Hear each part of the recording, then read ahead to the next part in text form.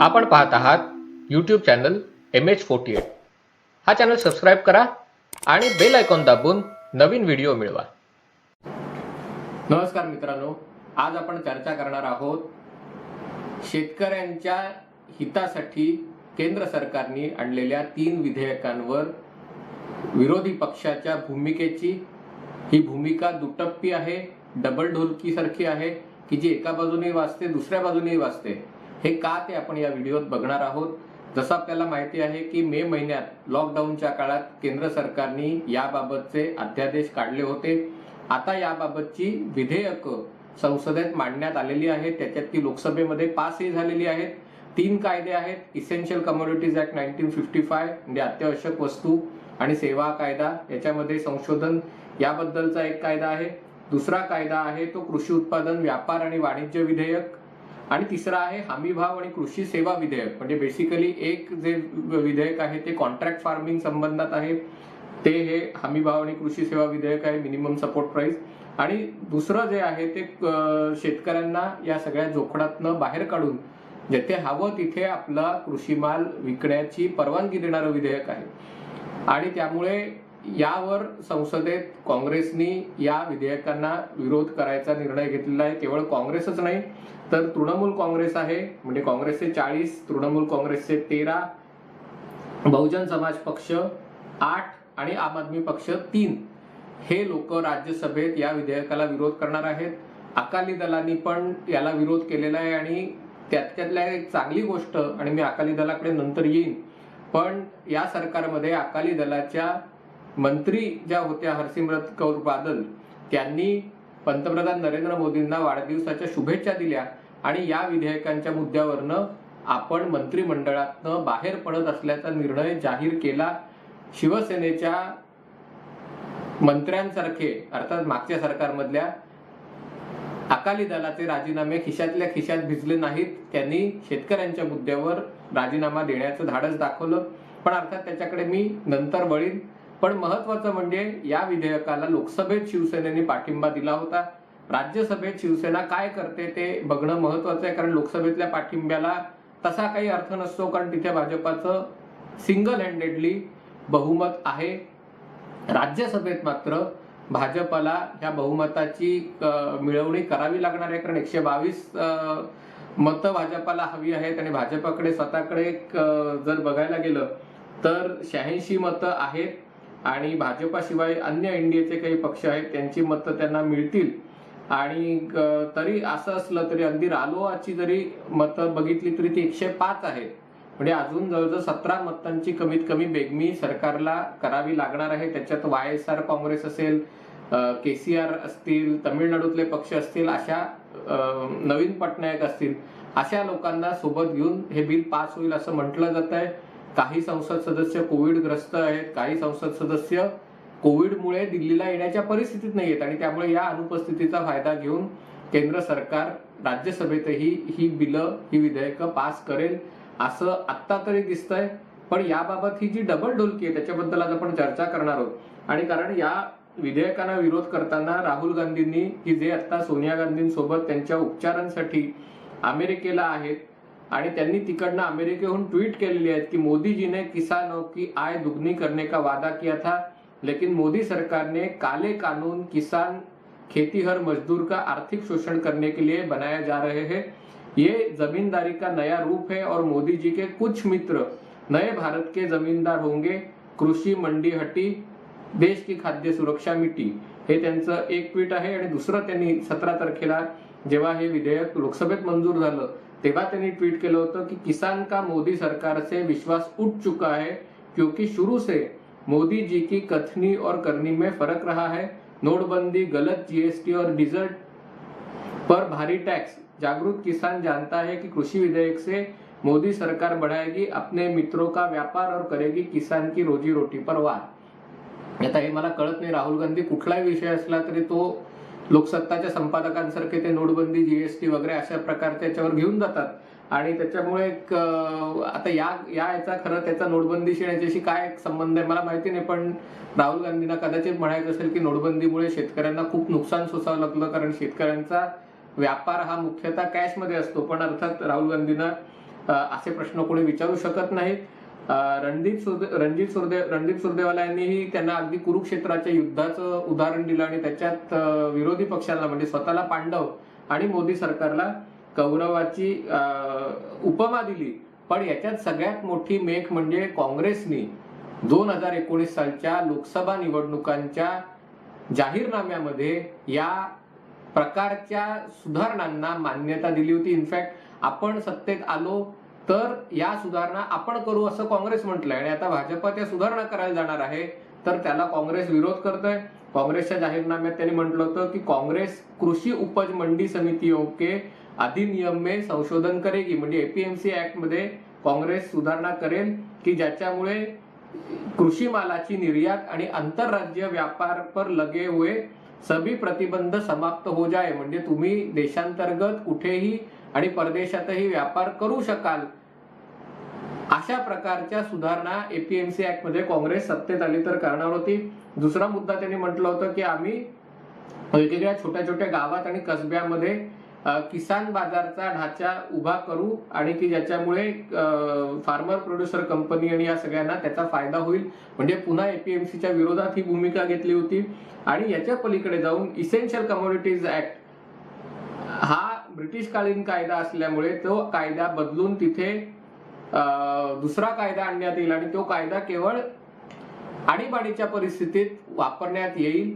हीच भूमिका केंद्र सरकारने आता घेतलेली आहे. पण काय म्हणतात, नावडतीचं मीठ हे आणले लागतं, तसं मोदी सरकारने कुठलीही गोष्ट केली तरी त्याला विरोध करायची ही भूमिका काँग्रेसची आहे आणि तीच भूमिका तृणमूल काँग्रेस, आम आदमी पार्टी वगैरे सगळ्यांची आहे. याच्या थोडी वेगळी भूमिका ही अकाली दलांनी घेतलेली आहे. अकाली दलांनी या मुद्द्यावर सरकारचा पाठिंबा काढून घेतला, कारण तुलनेने पंजाब आणि हरियाणा ही 2 राज्य आहेत की जी म्हणजे तसा भारताचा बराचसा भाग कृषी प्रधान असला तरी खास करून या 2 राज्यांमध्ये ती कृषी प्रधानही आहेत आणि तिथे शेतकरी संघटित आहे. शेतकरी अधिक तिथे कृषी संस्था आणि राजकारण अधिक तिथे जोमाने चालतं आणि त्याच्यामुळे हरसिमरत कौर बादल यांची भूमिका त्यांनी जेव्हा मुलाखत दिली तेव्हा त्यांनी सांगितलं की या वेळेला म्हणजे त्यांचा या कायद्याला विरोध नाहीये, पण त्यांचं म्हणणं आहे की केंद्र सरकारने अध्यादेश काढला आणि त्याच्यानंतर हा कायदा आणेपर्यंत हे जे 2-3 महिन्याचा कालावधी होता, या कालावधीत मुख्यतः विरोधी पक्षांनी शेतकऱ्यांच्या नेत्यांची डोकी भडकावून त्यांना या सगळ्या मुद्द्यांवर ते रस्त्यावर आंदोलन करत आहेत.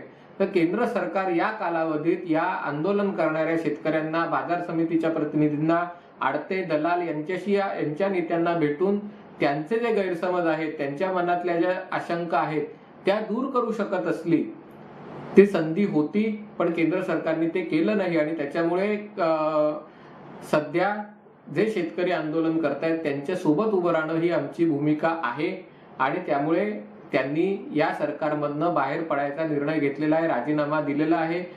अकाली दलाचे सदस्य या निमित्तात या बिलाच्या मुद्द्यावर भाजपला विरोधात मतदान करणार आहेत आणि त्याच्यामुळे शिवसेनेनंतर अकाली दल आहे यांच्याशी पण खूप जुनी म्हणजे हे जे शिवसेना आणि अकाली दल आहेत हे सगळ्यात पहिले भागीदार भाजप सरकारचे, दोघेही आता सरकारच्या विरोधात आहेत. अर्थात हे समजू शकेल नंतर की अकाली दल बाकीच्या मुद्द्यांवर केंद्र सरकारला पाठिंबा देतं आणि फक्त या मुद्द्यावर विरोध करतं का एकूणच विरोध करतं. पण एकूणच या सगळ्याकडे बघितलं तर विरोधी पक्षांचे जे काही आक्षेप आहेत त्यांना कृषी मंत्री तसंच पंतप्रधानांनी आपल्या भाषणात उत्तरं दिलेले आहेत. मी या विषयावरचा व्हिडिओ 18 मे 2020 रोजी बनवला होता, त्यामुळे मी आता या विषयाच्या पुन्हा एकदा खूप खोलात जाणार नाही, पण थोडक्यात ही 3 बिलं काय आहेत ते सांगतो. इसेन्शियल कमोडिटीज ऍक्ट ब्रिटिशकालीन कायदा होता ज्याच्या अंतर्गत केंद्र सरकार ठरवायचं की दुकानदारांनी, व्यापाऱ्यांनी, उत्पादकांनी, ज्याची फॅक्टरी आहे त्यांनी, शेतकऱ्यांनी कुठल्या वस्तूचा किती साठा करायचा. म्हणजे माझं साखरेचं दुकान असेल, माझं गव्हाचं दुकान असेल आणि मी एका मर्यादेच्या पलीकडे जर साठा केलेला असला तर माझ्यावर धाड टाकून कारवाई करून माझा गहू, माझी साखर, माझा तांदूळ जप्त करण्याची ताकद सरकारकडे किंवा सरकारच्या यंत्रणांकडे होती. यामुळे देशात एका प्रकारे कृषी क्षेत्रातलं लायसन्स परमिट राज निर्माण झालं होतं. याच्या मागची भावना काय आहे ते आपण आधी समजून घेतली पाहिजे. दुसऱ्या महायुद्धाच्या काळात जेव्हा अन्नधान्याची टंचाई होती, तेव्हा अशा प्रकारचा कायदा ब्रिटिशांनी केला होता, कारण सैनिकांना जगभर ब्रिटिशांचे जे सैनिक लढत होते त्यांना पुरवण्यासाठी अन्नधान्याची गरज होती आणि त्यामुळे अशा प्रकारच्या धाडी टाकून लोकांनी साठेबाजी करू नये हा त्याच्या मागचा हेतू होता. स्वातंत्र्यानंतर पहिली काही वर्ष ही जेव्हा देश अन्नधान्याच्या बाबतीत स्वयंपूर्ण नव्हता, जेव्हा या सगळ्या गोष्टी गहू असेल अन्य गोष्टी असेल त्या भारताला आयात कराव्या लागायच्या, तेव्हा हा सगळा साठेबाजी विरुद्धचे कायदे कंटिन्यू ठेवले, चालू ठेवले. पण आताच्या काळात मात्र या कायद्यामुळे, या जाचक कायद्यामुळे कृषी क्षेत्रामध्ये गुंतवणूक करायला परदेशी काही स्वदेशीही उद्योजक फारसे पुढे येत नाही. कारण लक्षात घ्या की जो काही नाशवंत माल आहे, भाजीपाला जो नाशवंत माल आहे, अन्य काही कांदे आहेत की जो नाशवंत माल आहे, आणि मी त्याच्यासाठी हायटेक गोडाऊन उभारणार असेल टेम्परेचर कंट्रोल आणि असं सगळं करून, आणि तिथे कांदा अधिक काळ साठा राहू शकेल. पण मी जेव्हा अशा प्रकारचं गोडाऊन उभारणार असेल तेव्हा त्याच्यासाठी लागणारा जो खर्च मी करणार आहे तो जर मला परत मिळायचा असेल तर मला तो साठा करायचा, आणि जेव्हा कांद्याचे भाव वाढतील तेव्हा तो विकायचा अधिकार असेल तरच मी तो करीन. आणि या कायद्यामुळे जरी मी समजा 10 लाख रुपयाचं क्लायमेट कंट्रोल, तापमान नियंत्रित करणारं, आर्द्रता नियंत्रित करणारं गोडाऊन बांधलं आणि तिथे मी समजा 1 लाख टन कांदा विकत घेऊन ठेवला, आणि नंतर कांद्याचे भाव वाढले आणि केंद्र सरकारने माझ्यावर धाड टाकली किंवा राज्य सरकारने या कायद्याचा वापर करून माझ्यावर धाड टाकली, आणि जो कांदा स्टोअर करायला मला 20 रुपये खर्च आहे किलो मागे, तो कांदा मला जर 15 रुपयांनी विकायला लावला तर त्याच्यापेक्षा मी म्हणेन की मी जाऊ दे, हे गोडाऊन काढतच नाही. आणि अशा प्रकारे बऱ्याच आघाडीच्या कंपन्या, ITC असेल, गोदरेज असेल, हिंदुस्तान युनिलिव्हर असेल, अनेक कंपन्यांनी आजपर्यंत मुख्यतः थेट मंडीत जाऊन, बाजार समितीत जाऊन जो माल विकत घ्यायचा आहे तो घ्यायला सुरुवात केली. त्याच्यामुळे हा कायदा काढल्यामुळे वेगवेगळ्या कंपन्यांना, अमेझॉनचं उदाहरण घ्या, लॉजिस्टिक्स मध्ये काम करते, आज काही मागवलं की उद्या ती गोष्ट, परवा ती गोष्ट तुमच्याकडे बंगलोरवरून, दिल्लीवरनं येऊ शकते. अमेझॉनकडे 80हून जास्त विमानं आहेत, तीच गोष्ट फ्लिपकार्टची आहे, तीच गोष्ट रिलायन्सची आहे, तीच गोष्ट या बहुराष्ट्रीय कंपन्यांची आहे. पण या सगळ्या कंपन्या एवढी मोठी त्यांच्याकडे ताकद असूनही या कृषी क्षेत्रात येत नाहीत, कारण हे जाचक कायदे, आणि हा कायदा हटवल्यामुळे या कंपन्यांची गुंतवणूक कृषी क्षेत्रात येऊ शकते.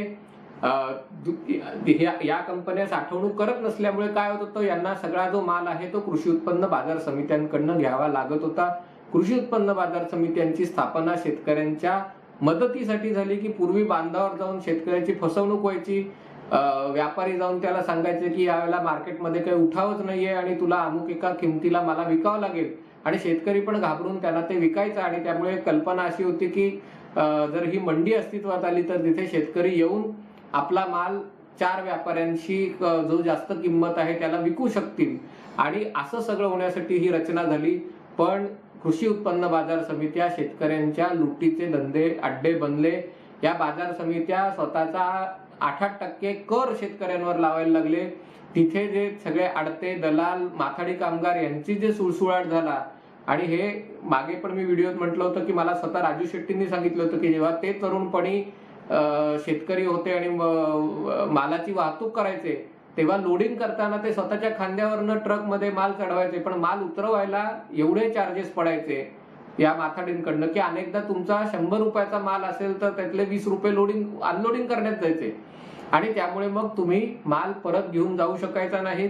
तुम्ही जर दुसऱ्याला विकायचा प्रयत्न केला तर या बाजार समित्यांना रेडिंग करायची हे होती, त्या तुमच्यावर धाडी टाकून त्या शेतकऱ्यांवर बहिष्कार टाकायचे, व्यापाऱ्यावर बहिष्कार टाकायचे, राज्यात कायदा करून इतर राज्यांमध्ये माल विकून द्यायला विरोध करायचे. म्हणजे आता कांद्याच्या निर्यात बंदीवरनं विषय तापला होता, पण समजा महाराष्ट्राच्या शेतकऱ्याला बिहारमध्ये, पंजाबमध्ये, कर्नाटकमध्ये कांदा विकायचा आहे तर या बाजार समिती कायद्यामुळे ते शक्य होतं असं नाही. कारण अनेक ठिकाणी तुम्ही बाजार समितीच्या बाहेर जाऊन माल विकू शकत नाही अशा अटी होत्या. जिथे शेतकरी संघटित होता तिथे अशा गोष्टी होत होत्या. जिथे सहकारी तत्वावर गोष्टी, सहकाराचं चळवळ रुजली होती तिथे शेतकरी अशा प्रकारच्या दंडेलशाहीला विरोध करत होते. पण जो सामान्य शेतकरी आहे त्याला मात्र ह्या सगळ्या गोष्टी जमत नव्हत्या. या नवीन कायद्यामुळे APMC अशा प्रकारे कुठल्याही प्रकारचे नियमन करू शकत नाही. शेतकऱ्याला जिथे वाटेल, जिथे ज्याला विकायचं असेल त्याला तो माल विकू शकतो, आणि त्याच्यामुळे शेतकऱ्याला फायदा होणार आहे. आणि त्याच्यातही पुन्हा APMC ला काही ही गोष्ट बरोबर आहे, कारण जी व्यवस्था आहे ती काही तुम्ही एका दिवसात तोडू शकत नाही. आणि त्यामुळे ती जर तोडायची नसेल, त्या जर व्यवस्थेला स्वतः सुधारणा करायच्या असतील, तर APMC लाही हा जो मार्केट टॅक्स आहे तो रद्द करण्याचा, अन्य काही गोष्टी करण्याच्या सवलती दिल्या आहेत. पण यांना सुधारायचं नाहीये, कारण या कृषी उत्पन्न बाजार समित्या अनेक राजकीय पक्षांचं पैशाची बेगमी करणाऱ्या संस्था बनलेल्या आहेत. बरेच राजकीय पक्ष आहेत की जे शहरी भागातले पक्ष आहेत की शहरी भागातलं राजकारण आहे, त्याला पैसा मुख्यतः रिअल इस्टेट लॉबीकडनं येतो. त्यामुळे कुठलाही उठसूट नगरसेवकापासून आमदार खासदार याचे कुठला ना कुठले तरी, स्वतः तो बिल्डर असतो किंवा कुठल्या तरी बिल्डर रिअल इस्टेट डेव्हलपरशी त्याचे संबंध असतात. तशाच प्रकारे ग्रामीण भागातले जे राजकारणी असतात त्यांचं करिअर या बाजार समित्यांतून सुरू होतं. कारण या बाजार समित्यांवर कंट्रोल केला की त्या शेतकऱ्यांच्या आयुष्यावर कंट्रोल करता येतो, त्यांची मतं आपल्याला मिळतात आणि त्यातनं हा जो सगळा पैसा मिळतो, कारण तिथे कुठल्याही प्रकारची पारदर्शकता नसते. शेतकऱ्यांच्याकडनं वाटेल त्या किमती माल घेतला जातो, वाटेल ते कमिशन आकारलं जातं आणि या पैशातनं ग्रामीण भागातलं राजकारण करता येतं. अन्य भागही आहेत त्याच्यात, पण हा बाजार समित्या त्यातला एक प्रमुख भाग आहे.